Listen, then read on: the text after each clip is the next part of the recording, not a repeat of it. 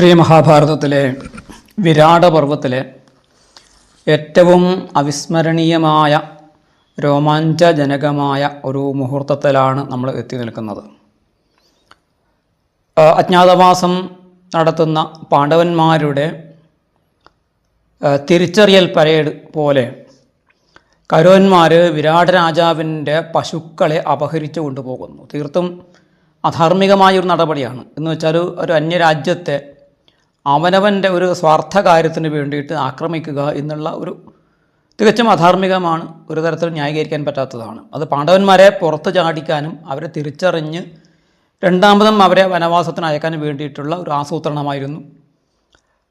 അതിൽ വിരാടനെ സഹായിക്കാൻ വേണ്ടി പാണ്ഡവന്മാർ ഇറങ്ങി. ആ യുദ്ധത്തെ നയിക്കാൻ വേണ്ടി ഒരു ഭാഗത്ത് തൃകർത്തന്മാർ പശുക്കളെ അപഹരിച്ച് കൊണ്ടുപോകുന്നു. വിരാട രാജാവും യുധിഷ്ഠിരാദികളും ചേർന്ന് അവരെ തുരത്തി ഓടിച്ച് യുദ്ധം ജയിച്ചു. മറുപക്ഷത്ത് ഭീഷ്മർ, ദ്രോണർ, കൃപർ, കർണൻ, അശ്വത്ഥാമാവ്, ദുര്യോധനൻ മുതലായിട്ട് ആളുകളൊക്കെ ചേർന്നിട്ടുള്ള കൗരവപ്പട, ആ പടയെ നേരിടാൻ വേണ്ടി ഉത്തരൻ വരികയും ഉത്തരന് ഭയം കൊണ്ട് അത് സാധിക്കാതെ വന്നപ്പോൾ ബൃഹന്തളയായിട്ടുള്ള അർജുനൻ തന്നെ പോരാടാൻ വേണ്ടി തീരുമാനിക്കുകയും അദ്ദേഹം ഉത്തരന് തന്നെ പരിചയപ്പെടുത്തി കൊടുക്കുകയും തങ്ങൾ പാണ്ഡവന്മാരാണ് എന്ന് പരിചയപ്പെടുത്തുകയും ശമീവൃക്ഷത്തിന് മുകളിൽ ഒളിപ്പിച്ച് വച്ചിട്ടുള്ള ദിവ്യങ്ങളായ അദ്ദേഹത്തിൻ്റെ ആയുധങ്ങളെ, ഗാണ്ഡീവം മുതലായ ആയുധങ്ങളെ ഉത്തരൻ താഴെ ഇറക്കുകയും ചെയ്തു. ആ ഗാണ്ഡീവത്തിൻ്റെ മാഹാത്മ്യം കഴിഞ്ഞ വീഡിയോയിൽ പറഞ്ഞു. അതുപോലെ അർജുനൻ്റെ 10 പേരുകളും ഒക്കെ പറഞ്ഞുകൊണ്ടാണ് അദ്ദേഹം തൻ്റെ തിരിച്ചറിയൽ, തന്നെ പരിചയപ്പെടുത്തുന്നത്, ഉത്തരന് ബോധ്യപ്പെടുത്തുന്നത് ഇത് അർജുനനാണ് എന്നുള്ള കാര്യം. ഏതായാലും അർജുനൻ്റെ ഈ തിരിച്ചറിയൽ നടന്നതോടുകൂടിയിട്ട് ഉത്തരൻ്റെ ഉള്ളിലുള്ള ഭയം ഏറെക്കുറെ നീങ്ങി. അർജുനൻ പറഞ്ഞു, അല്ലേ ഉത്തര, അങ്ങ് പേടിക്കേണ്ടതില്ല, നിൻ്റെ ശത്രുവിനെ ഞാൻ സംഹരിച്ചു കൊള്ളാം. എൻ്റെ തൂണീരം, എൻ്റെ ആവനാഴി നീ രഥത്തിൽ ബന്ധിക്കൂ. എന്നിട്ട് സ്വർണഭൂഷിതമായ ആ ഖഡ്ഗം എടുത്ത് തേരിൽ വയ്ക്കൂ, ഗാണ്ഡീവവും എടുത്ത് വയ്ക്കൂ എന്ന് പറഞ്ഞു. ഉത്തരൻ പറഞ്ഞതുപോലെ ഉത്തരവ് അനുസരിച്ചു. അർജുനൻ ആ രഥത്തെ ഒരു നഗരമായിട്ട് ഉപമിക്കുകയാണ്. ഈ നഗരം ഇതൊരു വിരാട നഗരമാണ് എന്ന് കരുതിക്കോളും, അതിൽ നീ സുരക്ഷിതനാണ്. രഥത്തിൻ്റെ ഓരോ അംഗവും ഉപാംഗവും ഒക്കെ തന്നെ വിരാട നഗരത്തെയാണ് ഓർമ്മിപ്പിക്കുന്നത് എന്ന് പറഞ്ഞുകൊണ്ട് അദ്ദേഹത്തെ ആശ്വസിപ്പിക്കുന്നു. ഉത്തരൻ പറഞ്ഞു, അല്ലയോ അർജുന, അങ്ങ് കൃഷ്ണനും അതുപോലെ സാക്ഷാൽ ഇന്ദ്രനും സമനാണ്. അതുകൊണ്ട് എനിക്ക് നല്ല ധൈര്യം വന്നു ചേർന്നിട്ടുണ്ട്. പക്ഷേ നിനക്ക് എങ്ങനെയാണ് ഈ ക്ലേബത്വം, ആണും പെണ്ണും കെട്ട ഈ രൂപം വന്നു ചേർന്നത്? അർജുനൻ ആ കഥ ചുരുക്കി വിവരിച്ചു. ഉർവശിയുടെ ശാപവും അജ്ഞാതവാസത്തിൻ്റെ ആ പ്രതിജ്ഞയൊക്കെ പറഞ്ഞു. ഉത്തരൻ കുതിരയെ നിയന്ത്രിക്കാൻ വേണ്ടി ആ തേരാളിയുടെ ആ സീറ്റിൽ ചെന്ന് ഇരുന്നു കൊണ്ട് പറയുകയാണ്, ഈ കുതിരകൾ സാക്ഷാത് ശ്രീകൃഷ്ണ ഭഗവാന്റെ 4 കുതിരകളെ പോലെയാണ്. സുഗ്രീവൻ, മേഘപുഷ്പൻ, ശൈബ്യൻ, ബലാഹകൻ, ഇങ്ങനെ 4 കുതിരകളാണ് ശ്രീകൃഷ്ണൻ്റെ കുതിരകൾ. അതുപോലെ ശക്തിയുള്ളവയാണ്. വലതുഭാഗത്തുള്ള കുതിര സുഗ്രീവനെ പോലെ, ഇടതുഭാഗത്തുള്ള കുതിര മേഘപുഷ്പനെ പോലെ, ഇടതുഭാഗത്ത് പിന്നിലുള്ള കുതിര ശൈബ്യൻ, അതുപോലെ വലതുഭാഗത്ത് പിന്നിലുള്ള കുതിര ബലാഹകൻ.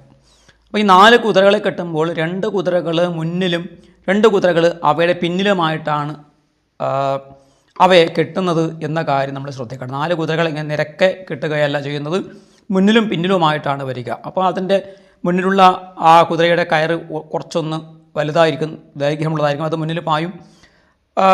പിന്നിലുള്ള കുതിരകൾ അതിനെ നിയന്ത്രിക്കുന്ന കയറ് കുറച്ച് ചെറുതായിരിക്കും. ഇങ്ങനെയാണ് നമ്മൾ മനസ്സിലാക്കേണ്ടത്. ഇങ്ങനെ 4 കുതിരകൾ ശ്രീകൃഷ്ണൻ്റെ അശ്വങ്ങൾക്ക് സമാനമാണ് എന്നൊക്കെ പറഞ്ഞു ഉത്തരൻ. അർജുനൻ തൻ്റെ കൈവളകൾ, സ്ത്രീവേഷത്തിലാണല്ലോ, കൈവളകൾ ഊരി മാറ്റി കൃഷ്ണവർണ്ണമാർന്ന, കറുപ്പ് നിറമാർന്ന തൻ്റെ കേശഭാരത്തെ ഒരു വെള്ള തുണി കൊണ്ട് ഭംഗിയായി അദ്ദേഹം വകഞ്ഞു കെട്ടി കിഴക്കോട്ട് തിരിഞ്ഞുകൊണ്ട് അദ്ദേഹം ധ്യാനിച്ചു. മനസ്സ് ശുദ്ധമാക്കി, ധ്യാനം കൊണ്ടും പ്രാണായാമം കൊണ്ടും മനസ്സ് ശുദ്ധമാക്കി. അതാണ് അർജുനൻ്റെ ഒരു സവിശേഷത എന്ന് പറയുന്ന യുദ്ധത്തെ ഒരു കലയായിട്ട്, യുദ്ധത്തെ ഒരു ഈശ്വരാരാധനയായിട്ട് കാണുന്ന ഒരു യോദ്ധാവായിരുന്നു അദ്ദേഹം.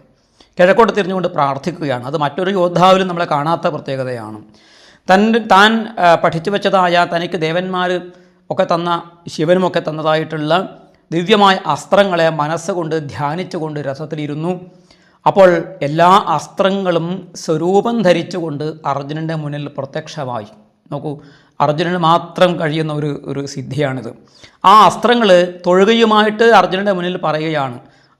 ഐന്ദ്രാസ്ത്രം, ആഗ്നേയാസ്ത്രം, വായവ്യാസ്ത്രം, വാരുണാസ്ത്രം, യമപാശം, വജ്രം മുതലായിട്ടുള്ള ദിവ്യമായ അസ്ത്രങ്ങളൊക്കെ വന്ന് അദ്ദേഹത്തെ നമസ്കരിച്ചുകൊണ്ട് പറയുകയാണ്, അല്ലയോ പാണ്ഡുപുത്ര, ഞങ്ങളൊക്കെ അങ്ങയുടെ കിങ്കരന്മാരാകുന്നു, ആജ്ഞാപിച്ചാലും എന്ന് പറഞ്ഞു.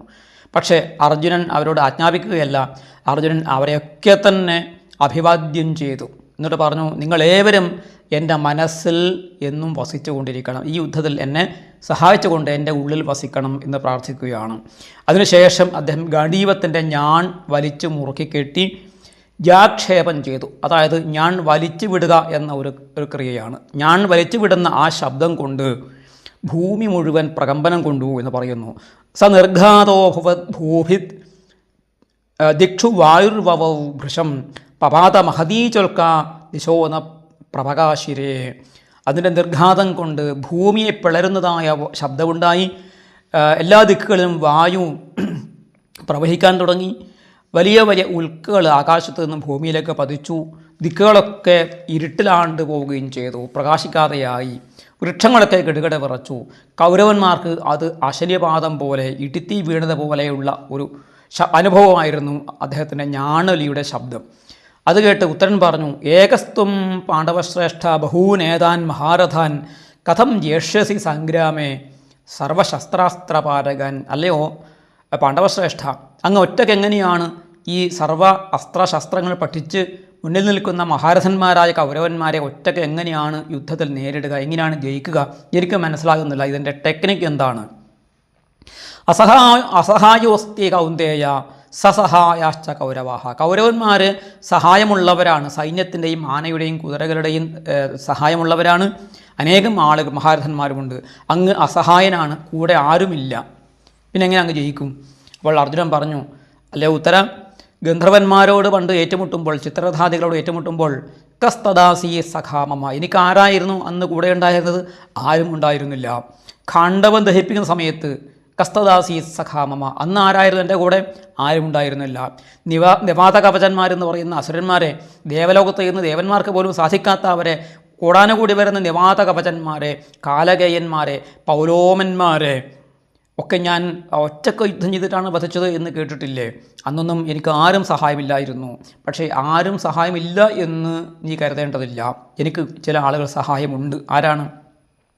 ആരാണെന്ന് വെച്ചാൽ ഉപജീവ്യ ഗുരും ദ്രോണം ശക്രം വൈശ്രവണം യമം വരുണം പാവകം ചെയ്വ കൃപം കൃഷ്ണം ച മാധവം പിനാകപാണിനം ചെയ്വ കഥമേതാൻ നയോധയേ. എൻ്റെ യുദ്ധത്തിൽ എനിക്ക് സഹായികളായിട്ട് ആരാണ്? ഗുരും ദ്രോണം ഉപജീവ്യ. എൻ്റെ ഗുരുനാഥനായിട്ടുള്ള ദ്രോണാചാര്യർ എന്നും എൻ്റെ കൂടെയുണ്ട്. എൻ്റെ മനസ്സിൽ അദ്ദേഹത്തിൻ്റെ അനുഗ്രഹങ്ങൾ കൊണ്ടാണ് എനിക്ക് യുദ്ധം ചെയ്യാൻ സാധിക്കുന്നത് എന്നർത്ഥം. അർജുനൻ്റെ ആ ഗുരുഭക്തിയാണ് ഇവിടെ കാണിക്കുന്നത്. അവരൊക്കെ മനസ്സിൽ ധ്യാനിച്ചു കൊണ്ടിരിക്കുന്നു. ശക്രം ഇന്ദ്രൻ, വൈശ്രവണൻ യമൻ, വരുണൻ അഗ്നിദേവൻ, പിന്നെയോ തൻ്റെ കുലഗുരുവായിട്ടുള്ള കൃപാചാര്യർ, പിന്നെ കൃഷ്ണം ച മാധവം, മാധവനായിരിക്കുന്ന കൃഷ്ണൻ, പിന്നെ പിനാകപാണി, പിനാകമെന്ന് വില്ല് ധരിച്ചിരിക്കുന്ന സാക്ഷാൽ ശ്രീ പരമേശ്വരൻ, ഇവരൊക്കെ തന്നെ എൻ്റെ കൂടെയാണ്. ധർമ്മം എവിടെയുണ്ടോ അവിടെയാണ് കൃഷ്ണനും പരമേശ്വരനും ഉണ്ടായിരിക്കുക എന്നറിയില്ലേ? അപ്പോൾ അവരൊക്കെ എൻ്റെ കൂടെയുണ്ട്. ദേവന്മാരുണ്ട്. ആ ദേവന്മാർ തന്ന അസ്ത്രമാണ് ഇന്ന് ഇപ്പോൾ എൻ്റെ മുന്നിൽ വന്ന് നമസ്കരിച്ച് എനിക്ക് അടിയറിവ് പറഞ്ഞിരിക്കുന്നത്. അപ്പോൾ ദേവന്മാർ എൻ്റെ കൂടെയാണ്. ഞാൻ ദേവകാര്യമാണ് ചെയ്യുന്നത്, ഈശ്വരീയ കാര്യമാണ് ചെയ്യുന്നത്. അതുകൊണ്ട് അത് വിജയിക്കേണ്ടതാണ്, വിജയിച്ചേ പറ്റൂ എന്നുള്ളതാണ് അർജുനൻ്റെ ആത്മവിശ്വാസത്തിന് കാരണം. താൻ ധർമ്മപക്ഷത്ത് നിൽക്കുന്നു, താൻ സത്യത്തിനും ധർമ്മത്തിനും വേണ്ടിയിട്ട് യുദ്ധം ചെയ്യുന്നു. അതുകൊണ്ട് മഹാത്മാക്കളുടെ, ഗുരുവിൻ്റെയും അതുപോലെ ഈശ്വരന്മാരുടെയും സഹായം എന്നും തൻ്റെ കൂടെ ഉണ്ടാകും എന്നുള്ള വിശ്വാസമാണ്, ഉറച്ച വിശ്വാസമാണ് അർജുനൻ പ്രകടിപ്പിക്കുന്നത്. അർജുനൻ ഉടനെ ആ ശമീവൃക്ഷത്തെ പ്രദക്ഷിണം ചെയ്തു നമസ്കരിച്ചു. നോക്കൂ, പ്രത്യക്ഷ ദൈവതങ്ങളായിട്ട് ആരൊക്കെ നമ്മുടെ മുന്നിലുണ്ടോ, വൃക്ഷങ്ങളും അത് ഈശ്വരൻ്റെ സ്വരൂപമാണ് എന്ന് കാണിച്ചു തരുന്നു. ആ വലിയ ശമീവൃക്ഷത്തെ പ്രദക്ഷിണം ചെയ്ത് നമസ്കരിച്ചു. ഉത്തരൻ്റെ ആ രഥത്തിലുണ്ടായിരുന്ന സിംഹ ആകൃതിയിലുള്ള ധ്വജത്തെ അവിടുന്ന് നീക്കി അത് ശമീവൃക്ഷ ചുവട്ടിൽ വെച്ചു.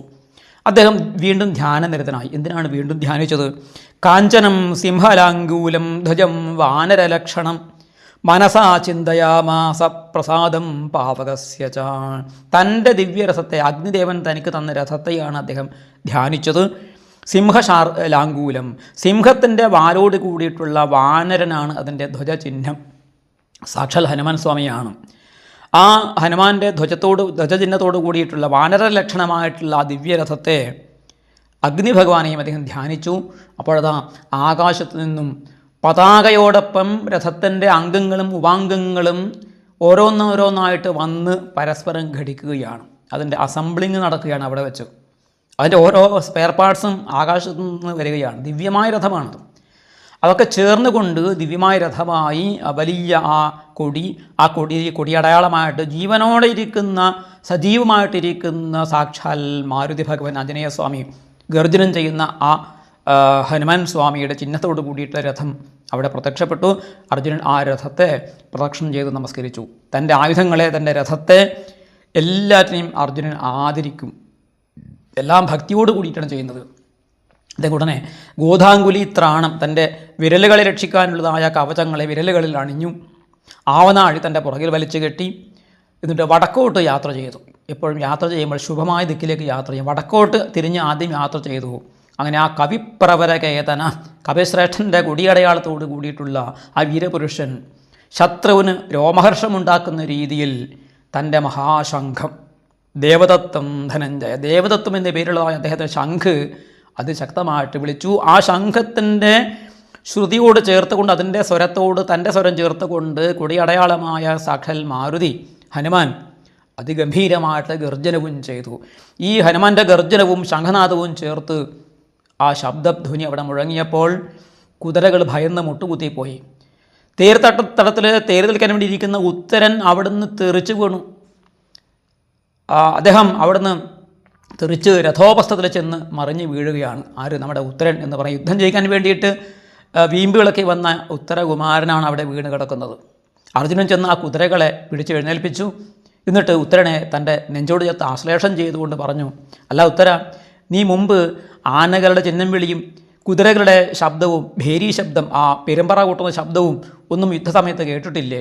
നിന്റെ മുഖം വിവർണമായി തീർന്നിട്ട് രക്തം പ്രസാദമൊക്കെ പോയല്ലോ, നിന്റെ ശരീരം വിറക്കുന്നല്ലോ, എന്താണ് നിനക്ക് പറ്റിയത്? ഉത്തരം പറഞ്ഞു, ഈ ശബ്ദമൊക്കെ ഞാൻ ധാരാളം കേട്ടിട്ടുണ്ട്, പക്ഷേ ഇത്തരം ഒരു ശബ്ദം ഞാൻ ആദ്യമായിട്ടാണ്, ഇതുവരെ കേട്ടിട്ടില്ല. ഇങ്ങനെ ഒരു യാഘോഷം, ഇങ്ങനെ ഒരു ഞാണൊരു ശബ്ദവും ഞാൻ കേട്ടിട്ടില്ല. ദിക്കുകളൊന്നും ഏതാണെന്ന് എനിക്ക് അറിയാൻ സാധിക്കുന്നില്ല. ഈ ധ്വജം ദിക്കുകളെയൊക്കെ മറക്കുന്നതായിട്ട് തോന്നുന്നു. ഗാഡീവ ശബ്ദം കൊണ്ട് എൻ്റെ ചെവി പൊട്ടിത്തകർന്ന് ഞാൻ ബധിരനായതുപോലെ തോന്നുന്നു എന്ന് പറഞ്ഞ് അദ്ദേഹം പേടിച്ച് പറക്കുകയാണ്. അർജുനൻ പറഞ്ഞു, ഞാൻ ഒന്നുകൂടി ശംഖം വിളിക്കാൻ പോവുകയാണ്. നീ പ്രതീക്ഷിക്കാതെ ചെയ്തുകൊണ്ടായിരിക്കാം അങ്ങനെ പറ്റിയത്. ഏതായാലും നീ ഈ ശംഖനാദത്തെ ഒന്നുകൂടി കേൾക്കണം. കാരണം എന്താണ്?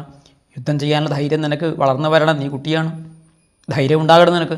അതുകൊണ്ട് നീ ആ തേരാളിയുടെ സീറ്റിൽ ഇരുന്നു കൊണ്ട്, അവിടെ ആ പീഠത്തിൽ ഇരുന്നു കൊണ്ട് കാല്, അതിൻ്റെ അടിയിൽ കാല് വയ്ക്കാൻ, കാല് അങ്ങനെ കൃത്യമായിട്ട് ഘടിപ്പിച്ച് വെക്കാനുള്ള സ്ഥലമുണ്ട്. അത് കാല് ഉറപ്പിച്ച് വെച്ചുകൊണ്ട്, കാല് എവിടെയെങ്കിലും കൃത്യമായി ഉറപ്പിച്ച് വെച്ചുകൊണ്ട് കുതിരകളെ കടിഞ്ഞാണ് കൊണ്ട് കൃത്യമായി പിടിച്ചു വയ്ക്കുക. ഞാൻ ഒന്നുകൂടി ശംഖം വിളിക്കാൻ പോവുകയാണ്, നീ ഭയപ്പെടരുത്, ഒന്നും സംഭവിക്കരുത്. ഈ ശംഖം വിളിക്കുമ്പോൾ തന്നെ നീ ബഹളം വെച്ച് തുടങ്ങിയാൽ പിന്നെ യുദ്ധം നടക്കില്ലല്ലോ. അർജുനൻ വീണ്ടും തൻ്റെ ദേവദത്തം എന്ന ശംഖം വിളിച്ചു. വീണ്ടും ഉത്തരം തെറിച്ച് രഥോപസ്ഥത്തിൽ ചെന്ന് വീണു. ഒരു രക്ഷയുമില്ല. അത്ര ഘോരമായിരുന്നു ആ ശബ്ദം എന്നാണ് അർജുനൻ്റെ ആ ശംഖുലിനാദം തന്നെ അത്രയും ഘോരമായിരുന്നു. അത് കേട്ട് നെഞ്ചിടിപ്പ് വർദ്ധിച്ച കൗരവന്മാരുടെ സേനാനിയായിട്ടുള്ള ദ്രോണാചാര്യർ പറഞ്ഞു, നൈഷോന്യ സവ്യസാചന, സംശയം തീർന്നു, ഇത് സവ്യസാചി തന്നെയാണ്. അല്ലെങ്കിൽ ഇതാ നോക്കൂ, ശസ്ത്രാണിന പ്രകാശന്തേ ന പ്രഹൃഷ്യന്തി വാജിന അഗ്നേശ്ച ന ഭാസന്തേ സമിദ്ധാസ്തന്ന ശോഭനം. ഇതാ ഈ ശംഖനാദം കേട്ട സമയത്ത് നമ്മുടെ ശസ്ത്രങ്ങൾ, നമ്മുടെ ആയുധങ്ങളൊന്നും തന്നെ പ്രകാശിക്കുന്നില്ല, നമ്മുടെ കുതിരകളൊന്നും തന്നെ സന്തോഷിക്കുന്നില്ല. നമ്മുടെ അഗ്നിയാധാനം ചെയ്ത, അഗ്നിഹോത്രം ചെയ്യുന്ന അഗ്നി കൊണ്ടുവന്നിട്ടുണ്ട്. ഇവരൊക്കെ തന്നെ ഗൃഹസ്ഥന്മാരാണ്. ഗർഭവത്യാഗ്നിയും കൊണ്ടാണ് യുദ്ധത്തിന് വരിക. അഗ്നികളൊന്നും തന്നെ ജ്വലിക്കുന്നില്ല. സമിത്തുകൾ, ചമതകളൊന്നും അതിൽ ശോഭിക്കുന്നില്ല, കത്തുന്നുമില്ല. സൂര്യനെ നോക്കി മൃഗങ്ങൾ എന്തോ പറഞ്ഞുകൊണ്ട് കരയുകയാണ്. ധ്വജങ്ങളുടെ മുകളിൽ കാക്കകൾ വന്നിരുന്ന് കരയുന്നു. സൈന്യമധ്യത്തിലൂടെ കുറുക്കന്മാർ അങ്ങോട്ടും ഇങ്ങോട്ടും ഓടുന്നു. ഈ സൈന്യങ്ങളെ നിങ്ങളുടെ ശരീരത്തിലൊക്കെ തന്നെ രോമകൂപങ്ങൾ ഉയർന്നു നിൽക്കുന്നതായിട്ട് ഞാൻ കാണുന്നു. ഇതൊക്കെ പരാജയ ലക്ഷണമാണ്. ആര് പറഞ്ഞു? ദ്രോണാചാര്യർ പറഞ്ഞു. അർജുനൻ്റെ ഗുരുവായിട്ടുള്ള ദ്രോണാചാര്യർക്ക് പോലും തങ്ങൾ പരാജയപ്പെടും എന്ന് ഉറപ്പായിരുന്നു. ആനകളും കുതിരകളും കരയുന്നു, ഉൽക്കകൾ പതിക്കുന്നു, കഴുകന്മാർ വട്ടമിട്ട് പറക്കുന്നു. നമ്മൾ പരാജിതരായി. ആരും ഇവിടെ പോരാടാൻ തയ്യാറല്ല എന്നാണ് എനിക്ക് തോന്നുന്നത്. മാനസികമായിട്ട് തയ്യാറല്ല. അത് കേട്ട് ദുര്യോധനൻ പറഞ്ഞു, ഞാനും കർണനും ഒരു തവണ നിങ്ങളോട് പറഞ്ഞു, അതേ കാര്യം വീണ്ടും ഞാൻ പറയുന്നു. അർജുനൻ യുദ്ധത്തിന് വരികയാണെങ്കിൽ വീണ്ടും 13 വർഷം അവരെ കാട്ടിലും അജ്ഞാതവാസത്തിലും പറഞ്ഞേക്കാൻ സാധിക്കും. 13 വർഷം കഴിഞ്ഞ് ഇനി എത്ര ദിവസം ബാക്കിയുണ്ട് എന്ന കാര്യം പിതാമഹനായ ഭീഷ്മരെ കണക്ക് കൂട്ടി കൃത്യമായി ഇവിടെ വെച്ച് പറയട്ടെ, എന്നിട്ട് നമുക്ക് ബാക്കി തീരുമാനിക്കാം. ഒരു കാര്യം ഞാൻ പറഞ്ഞേക്കാം, നമ്മൾ കുറ്റമൊന്നും ചെയ്തിട്ടില്ല. നമ്മൾ തൃകർത്തന്മാരെ സഹായിക്കാൻ വേണ്ടി, തൃകർത്തന്മാർക്ക് വിരാടനോടുള്ള പ്രതികാരം തീർക്കാൻ വേണ്ടി പശുക്കളെ അപഹരിക്കുമ്പോൾ നമ്മൾ സഹായികളായിട്ട് വന്നതാണ്. അവർ സപ്തമിക്ക് വന്നു, നമ്മൾ അഷ്ടമിക്കാണ് വന്നത്. അവരെ സഹായിക്കാൻ വേണ്ടി സഹായികളായിട്ട് വന്നതാണ്. അതുകൊണ്ട് നമ്മുടെ ഭാഗത്ത് കുറ്റമൊന്നുമില്ല എന്ന് പറഞ്ഞ് ദുര്യോധനൻ പറഞ്ഞു, ഇവിടെ ഭീഷ്മരും ദ്രോണരും വികർണനും അശ്വത്ഥാമ ഒക്കെ തന്നെ ഭയന്നിരിക്കുകയാണ്. അങ്ങനെ ഭയന്നിട്ട് കാര്യമില്ല. നമ്മൾ യുദ്ധത്തിന് വന്നു, ഇനി യുദ്ധം ചെയ്തേ പറ്റൂ. ഇത് കേട്ട് കർണൻ പറഞ്ഞു, ദുര്യോധന, നമുക്കൊരു കാര്യം ചെയ്യാം, ഈ വൃദ്ധനായ ആചാര്യനെ മാറ്റി നിർത്തിക്കൊണ്ട് യുദ്ധം ചെയ്യാം. ദുര്യോധനൻ്റെ സൈന്യത്തിൽ വലിയ ഒരു പിളർപ്പുണ്ടാവുകയാണ്. ഈ ദ്രോണാചാര്യരുടെ വാക്കിന് മറുപടിയായിട്ട് കർണൻ അദ്ദേഹത്തെ അധിക്ഷേപിച്ചുകൊണ്ട് പറയുകയാണ്, ഇദ്ദേഹത്തെ കൊള്ളില്ല, യുദ്ധം ചെയ്യാൻ കൊള്ളില്ല. ആചാര്യം പൃഷ്ഠതക്കത്തോ, ഇദ്ദേഹത്തിന് എന്ത് ചെയ്യാം, നമുക്ക് തള്ളിക്കളയാം, പിരിച്ചുവിടാം, ജോലിയിൽ നിന്ന് പിരിച്ചുവിട്ടിട്ട് യുദ്ധത്തിന് ഒഴിവാക്കിയിട്ട് നമുക്ക് യുദ്ധം ചെയ്യാം. അയാളുടെ ഉദ്ദേശം നമുക്കെല്ലാവർക്കും അറിയാം. അർജുനനോടാണ് അദ്ദേഹത്തിൻ്റെ പ്രീതി. അതുകൊണ്ടാണ് ഈ പ്രശംസ കാണിക്കുന്നത്. അദ്ദേഹത്തിന് ഈ ഭയം കാരണം നമ്മുടെ സൈന്യം പിന്മാറും. നമ്മളിപ്പോൾ വിദേശത്താണ് ഇരിക്കുന്നത്, വിരാട് രാജ്യത്താണ്. കാലാവസ്ഥ അനുകൂലമല്ല, ഇപ്പോൾ ഗ്രീഷ്മകാലമാണ്. നമ്മൾ ശത്രുക്കളുടെ രാജ്യത്താണ്. ഇങ്ങനെ ചിന്തിച്ച് നമ്മൾ യുദ്ധനീതിയെ മനസ്സിലാക്കി പെരുമാറിയില്ലെങ്കിലാണ് പരാജയം ഉണ്ടാവുക. ഈ ദ്രോണർ പാണ്ഡവപക്ഷത്താണ്, എന്നും അത് അവരുടെ പക്ഷത്തായിരുന്നു. അതുകൊണ്ടാണ് ഈ പാണ്ഡവന്മാർ ഈ ദ്രോണരെ, ഗുരുവായ ദ്രോണരെ നമ്മുടെ മേലെ കെട്ടിവെച്ചു, അല്ലെങ്കിൽ നമ്മുടെ ഇടയിൽ വിട്ടിട്ട് അവർ പോയത്. എന്ന് വെച്ചാൽ ഈ ദ്രോണർ തക്കം കിട്ടുമ്പോൾ നമ്മളെയൊക്കെ ഒറ്റി കൊടുക്കുന്ന ഒറ്റുകാരനാണ് എന്ന് കൂടി കർണൻ സൂചിപ്പിക്കുകയാണ്. പിന്നെ ഇദ്ദേഹം പറഞ്ഞതൊക്കെ എന്താണ് വാസ്തവത്തിൽ? ധ്വജത്തിൻ്റെ മുകളിൽ കാക്ക വന്നിരിക്കുന്നു. കാക്കയ്ക്ക് പിന്നെ എവിടെയെങ്കിലും ഇരിക്കണ്ടേ? ഇടിമുഴക്കം, ചില സമയത്ത് മഴ വരുമ്പോൾ ഇടിമുഴക്കം ഉണ്ടാകും. കുതിരകൾ കരയും, കുതിരകളുടെ സ്വഭാവം അതാണ്. ഇതൊക്കെ സ്വാഭാവികമാണ്. അതിന് ശത്രുവിനെ പ്രശംസിക്കേണ്ട കാര്യം എന്താണുള്ളത്? ശത്രുവിനോട് സ്നേഹവും നമ്മളോട് രോഷവും ഉള്ളത് കൊണ്ടാണ് അദ്ദേഹം ഇങ്ങനെ പറഞ്ഞത്. പണ്ഡിതന്മാർ എന്ത് ചെയ്യണം? അവർ സഭകളിൽ തർക്കവിതർക്കങ്ങൾ ചെയ്യട്ടെ, ന്യായവാദങ്ങളൊക്കെ ചെയ്തുകൊണ്ട് സഭയിൽ വാദിക്കട്ടെ. അല്ലെങ്കിൽ അവർ യജ്ഞശാലകളിൽ യജ്ഞപാത്രങ്ങളെ വൃത്തിയാക്കുകയോ അവിടെ സാമഗ്രികൾ ഒരുക്കുകയോ ചെയ്യട്ടെ. പാചകശാലയിൽ ചെന്ന് അന്നസംസ്കാരം ചെയ്യട്ടെ, പാചകം ചെയ്യട്ടെ. അതൊക്കെയാണ് വിദ്വാൻമാർക്ക് ചേർന്നത്. വിദ്വാൻമാരെയല്ല നമുക്ക് ആവശ്യം, നമുക്ക് യോദ്ധാക്കളെയാണ് ആവശ്യം. എന്ന് വെച്ചാൽ ഈ പേടിത്തൊണ്ടനായ ദ്രോണരെ ഒഴിവാക്കിക്കൊണ്ട് ഞാൻ യുദ്ധം ചെയ്തു കൊള്ളാം. അത്തരം പണ്ഡിതരെ മാറ്റി നിർത്തി നമുക്ക് ശത്രുക്കളെ നിഗ്രഹിക്കാം എന്ന് കർണൻ പറയുകയാണ്. ആർക്കെങ്കിലും ഇഷ്ടപ്പെടുമോ? നോക്കൂ, വീരനായ അയോധന കാലയുടെ ആചാര്യനായ ദ്രോണരെയാണ് കളിയാക്കുന്നത് എന്ന് നമ്മൾ ചിന്തിക്കണം. കർണൻ പിന്നീട് തൻ്റെ ആത്മപ്രശംസ, തൻ്റെ തന്നെ പ്രശംസ ചെയ്യുകയാണ്. വിരാടനോ അർജുനനോ ആരെങ്കിലും വരട്ടെ, ഞാൻ ഒറ്റക്ക് അവരെ നേരിടും എന്നാണ് അദ്ദേഹത്തിൻ്റെ ഒരു വാക്യം. മറ്റൊന്ന്, അദ്യാഹ മരണം അക്ഷയ്യം പുരാവാച പ്രതിശ്രുതം ധാർത്തരാഷ്ട്രായ ദാസ്യാമി നിഹത്യ സമരേ അർജുനം. ദുര്യോധനൻ ഞാൻ പണ്ട് ചെയ്ത പ്രതിജ്ഞ ഇന്ന് ഞാൻ പാലിച്ചുകൊണ്ട് യുദ്ധത്തിൽ അർജുനനെ കൊന്നിട്ട് എൻ്റെ പ്രതിജ്ഞ പാലിക്കും. പിന്നെയോ, അഹം ജാവി നരശ്രേഷ്ഠാത് അർജുന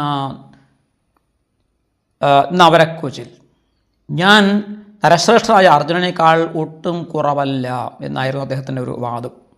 അദ്ദേഹം തന്നെ പറയണം, ആരും പ്രശംസിക്കാനില്ലാത്തതുകൊണ്ട് അദ്ദേഹം തന്നെ പ്രശംസിച്ചുകൊണ്ട് പറയുകയാണ്, ഞാൻ അർജുനനേക്കാൾ ഒട്ടും കുറവല്ല. എൻ്റെ ശരങ്ങൾ പുറ്റിനകത്തേക്ക് ഒരു പാമ്പ് കയറുന്നത് പോലെ അർജുനനിലേക്ക് തുളഞ്ഞു കയറി അർജുനനെ നിഗ്രഹിക്കും. ജാമദഗ്ന്യാന്മയാ ശസ്ത്രം യത് പ്രാപ്ത ഋഷിസത്തമാത് തതുപാശ്രിത്യ വീര്യം ച യുദ്ധേയമഭിവാസവം. ജമദഗ്ന പുത്രനായിട്ടുള്ള പരശുരാമനിൽ നിന്ന് നേടിയ ദിവ്യാസ്ത്രങ്ങൾ എനിക്കുണ്ട്. അതിനെ ആശ്രയിച്ചുകൊണ്ട് എൻ്റെ വീര്യം കൊണ്ടും ഞാൻ ഇന്ദ്രനെപ്പോലും യുദ്ധത്തിൽ പരാജയപ്പെടുത്തും. അർജുനൻ്റെ ധ്വജത്തിലിരിക്കുന്ന ആ ദുഷ്ടനായ വാനരനെ, വൃദ്ധവാനരനെ ആ വാനരൻ ഇന്ന് എൻ്റെ അമ്പേറ്റ് ചത്ത് താഴെ വീഴുന്നത് നിങ്ങൾക്ക് കാണാം. ഹനുമാനെക്കുറിച്ചാണ് പറയുന്നത്. ഇതായിരുന്നു ഈ കർണൻ്റെ വികഥനം. ഈ വികഥനം, അതായത് വീമ്പ് പറച്ചിൽ കേട്ടിട്ട് സഹിക്കാൻ പറ്റാതെ കൃപാചാര്യർ പറയുകയാണ്, കർണ, നീ യുദ്ധത്തിൽ വലിയ ക്രൂരമതിയാണ്, പാപബുദ്ധിയാണ് നീ. ദേശകാലയുക്തമായ യുദ്ധമാണ് വിജയപ്രദമായിട്ടുള്ളതും മംഗളകരമായിട്ടുള്ളതും. അല്ലാതെ രഥകാരൻ്റെ വാക്കുകൾ കേട്ട്, രഥം അതാ തേരുണ്ടാക്കുകയും തേരോടിക്കുകയും ചെയ്യുന്ന ആളിൻ്റെ വാക്ക് കേട്ടിട്ട് ആരും തന്നെ, ബുദ്ധിമാനായ ആരും തന്നെ ദേശകാലങ്ങൾ ചിന്തിക്കാതെ യുദ്ധം ചെയ്യാൻ പുറപ്പെടാറില്ല. ഞാൻ ചോദിക്കട്ടെ നിന്നോട്, അർജുനൻ ഒറ്റയ്ക്ക് ഉത്തരകുരു രാജ്യത്തെ ജയിച്ചവനാണ്. അർജുനൻ ഒറ്റയ്ക്ക് ഖാണ്ഡവത്തെ അഗ്നിക്ക് സമർപ്പണം ചെയ്തവനാണ്. ഒറ്റയ്ക്ക് 5 വർഷം ബ്രഹ്മചര്യം അനുഷ്ഠിച്ച് തപസ് ചെയ്തവനാണ്. ഒറ്റയ്ക്ക് സുഭദ്രയെ വേൾക്കാൻ വേണ്ടിയിട്ട് ശ്രീകൃഷ്ണനുമായിട്ട് പോലും യുദ്ധം ചെയ്തവനാണ്. ഒറ്റയ്ക്ക് കിരാതരൂപിയായ രുദ്രനോട് യുദ്ധം ചെയ്തവനാണ്. ഒറ്റയ്ക്ക് ജയദ്രഥനെ തോൽപ്പിച്ച് കൃഷ്ണയെ രക്ഷിച്ചവനാണ്. ഒറ്റയ്ക്ക് ചിത്രരഥൻ എന്ന ഗന്ധർവാദികളെ ജയിച്ചവനാണ്. നിവാതകവചന്മാരെയും കാലഖഞ്ചന്മാരെയും കോടാനുകൂടി വരുന്ന അസുരന്മാരെ ഒറ്റയ്ക്ക് നിഗ്രഹിച്ചവനാണ്. ഞാനൊരു കാര്യം ചോദിക്കട്ടെ, കാരണം നീ എപ്പോഴെങ്കിലും ഒറ്റയ്ക്ക് ഒരു യുദ്ധം ജയിച്ചിട്ടുണ്ടോ? ഒരു യുദ്ധമെങ്കിലും ജയിച്ചിട്ടുണ്ടോ? ഒറ്റയ്ക്ക് നീ എത്ര രാജാക്കന്മാർ, ഏതെങ്കിലും ഒരു രാജാവിനെയെങ്കിലും നീ കീഴടക്കിയിട്ടുണ്ടോ? സത്യം പറയൂ. എന്തിനാണ് ഈ വൃഥാ വികഥനം ചെയ്തിട്ട്? എന്ത് നേടാനാണ്? ഇന്ദ്രൻ പോലും പാർത്ഥനോട് യുദ്ധം ചെയ്ത് ജയിക്കുകയില്ല. നിനക്ക് അർജുനനെ ജയിക്കാം എന്ന് തോന്നിയിട്ട് നീ അങ്ങനെ ചിന്തിക്കുന്നുണ്ടെങ്കിൽ നിനക്കുള്ള ചികിത്സ എന്താണ്? നീ അതിലുള്ള മരുന്ന് കഴിക്കുക. ഭ്രാന്തിനുള്ള വട്ടിളകിയ ആളുകൾ കഴിക്കുന്ന മരുന്ന്, നെല്ലികാത്തളം പോലെയുള്ള ചികിത്സയൊക്കെയാണ് നീ ചെയ്യേണ്ടത്. അതാണ് നിനക്ക് പറ്റിയത്.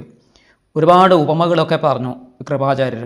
പാമ്പിൻ്റെ പല്ലുകൾ എണ്ണാൻ വേണ്ടിയിട്ട് അതിൻ്റെ വായിൽ കൈയിടുന്നത് പോലെയും, മതിച്ച കാട്ടാനയുടെ പുറത്ത് തോട്ടിയില്ലാതെ കയറുന്നത് പോലെയും, നെയ്യ് പുരട്ടിയ ശരീരവുമായിട്ട് തീയിൽ സഞ്ചരിക്കുന്നത് പോലെയും, കഴുത്തിൽ കല്ല് കെട്ടി, വലിയ ഭാരമുള്ള കല്ല് കെട്ടിത്തൂക്കി സമുദ്രം നീന്തി കടക്കാൻ ശ്രമിക്കുന്നത് പോലെയുമാണ് നീ അർജുനനെ നേരിടാൻ പോകുന്നത്.